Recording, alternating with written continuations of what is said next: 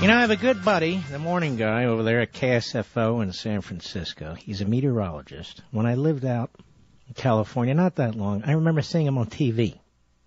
I knew he was smart then. Nobody could point out lows like my buddy Brian Sussman, and the highs and the arrows and all the rest. How are you, my friend? Mark, thanks for allowing me on the program. I had a great time serving you as your resident meteorologist in the Bay Area when you lived out here some years ago.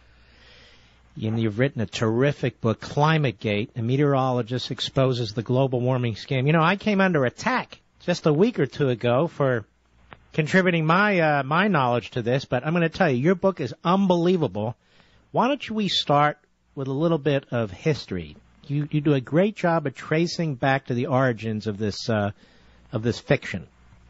You know, Mark, it's interesting. In ClimateGate, I talk about Karl Marx, who fashioned himself as a scientist, and he came up with these crazy laws of matter, which many elitists believe to this very day. And to sum it up, Marx believed that some people are spit out of their mother's womb randomly with a better brain than others, and those with the better brains have some sort of odd responsibility to the world to rule over those with the inferior brain, because left to their own devices, those with the inferior brain will kill one another and destroy the planet.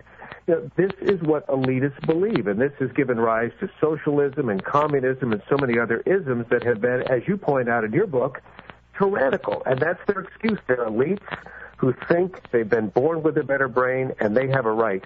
And now, Mark, they've taken the ultimate handle, I believe, the environment, to put forward their agenda to transform the global economy. And in the case of the United States, well, I think Barack Obama's hand-picked science advisor, John Holdren, said it best, to de-develop the United States of America. I'm going to tell you what we're going to do, Brian. We're going to call you right back because the line is a little tough, and I want people to hear this message because this book is too good. So go ahead and hang up, Mr. Call Screener. Let's see if we can get a better line for him, please. I'm talking to Brian Sussman. The book is ClimateGate. A meteorologist exposes the global warming scam. And one of the things he does in this book, as he's explaining, is he takes us back to the beginning of the phony science. He takes us back to the origins of this. Global warming is just the latest chapter in what is this, I don't know how to, sort of a fascist scientific notion. And notice where it's bringing us. Brian, are you there now? I am there, sir. Thank you. All right, that's better. Go ahead. Pick up where you left off about Obama's science advisor. Well, Obama's science advisor, John Holdren, this is a guy who wrote books with Paul Ehrlich. Paul Ehrlich is the noted Malthusian who wrote the book The Population Bomb.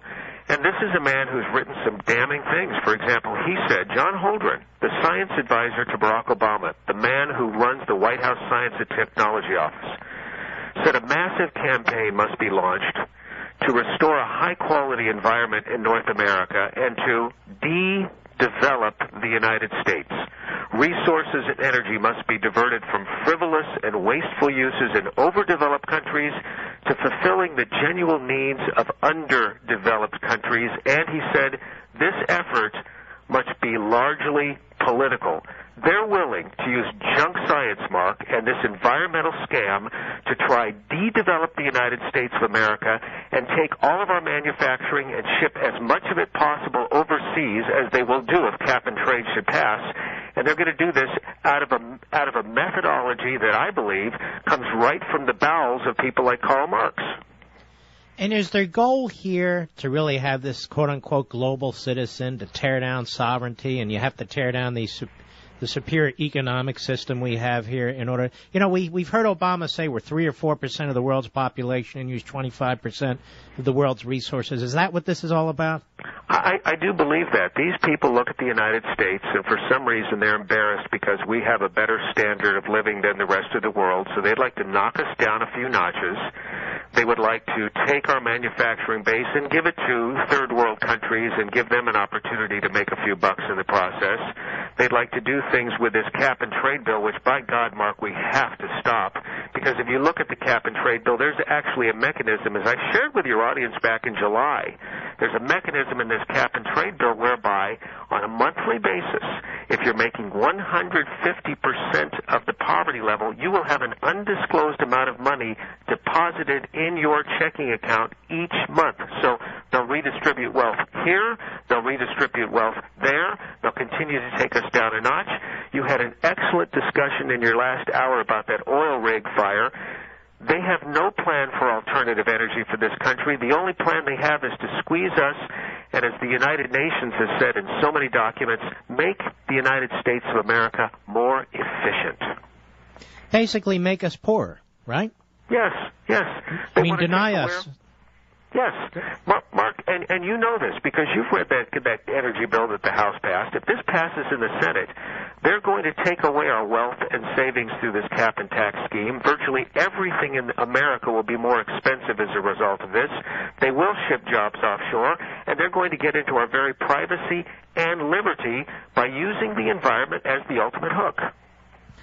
The book is ClimateGate, a meteorologist exposes the global warming scam, and that would be my buddy Brian Sussman from KSFO. Brian, what do you make of, these pseudo-conservatives and guys like Lindsey Graham who say, well, the Earth's warming and we sort of have to do things like this. We gotta regulate carbon dioxide. I mean, what do you make of this?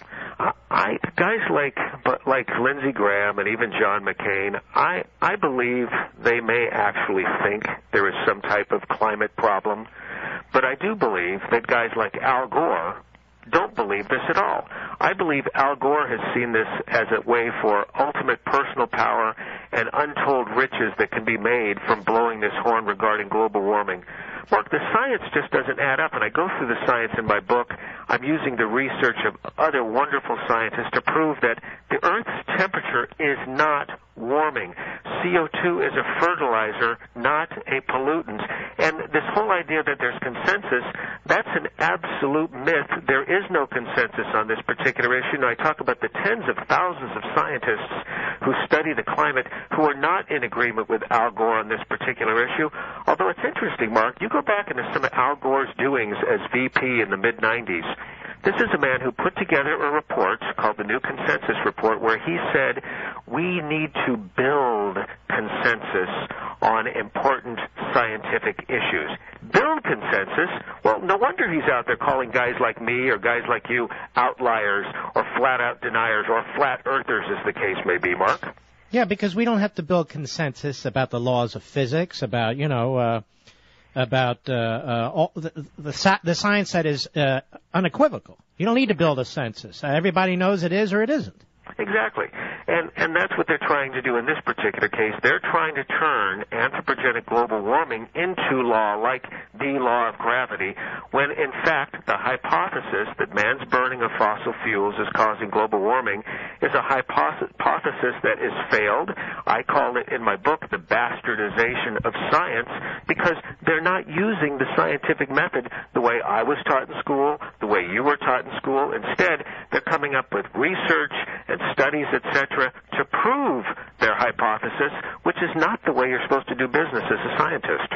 And some of the most, at least previously, important so-called experts, whether they be in England or whether they be at State College, at Penn State, or wherever they be, who have been promoting a lot of the so-called data about man-made global warming, what's happened to them? Well, it's interesting because you're referring, of course, to the ClimateGate emails, which were leaked. I don't believe hacked. I personally believe they were leaked from the East Anglia University in the UK.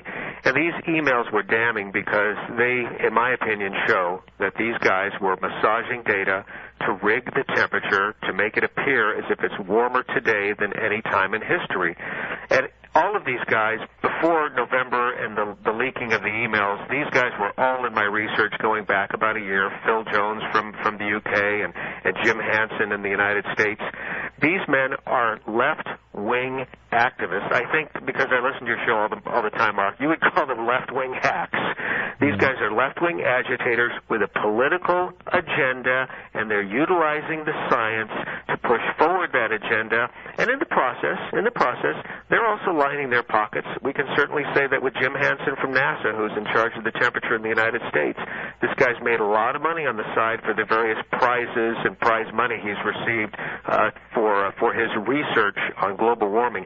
He's also a guy that stands before audience telling young people to act up against your government, act up against the power company. What kind of a director of NASA is that? Mm-hmm. And so, do you think we're going to be able to stem this, at least in terms of, and we only have about 30 seconds here, at least in terms of what Congress did? The EPA is obviously rogue. It's running off on its own. The EPA is an agency that was, of course, created with an executive order. They're completely out of control. I will tell you this, Mark, if we would have had one book that would have told us why Pelosi and Reid were trying to jam Obamacare down our throat and what we would stand to lose if Obamacare became law and was instituted, the difference might have been different than what we're seeing today. I'm hoping that ClimateGate is the one book that will show you why these people... Brian, we got to go.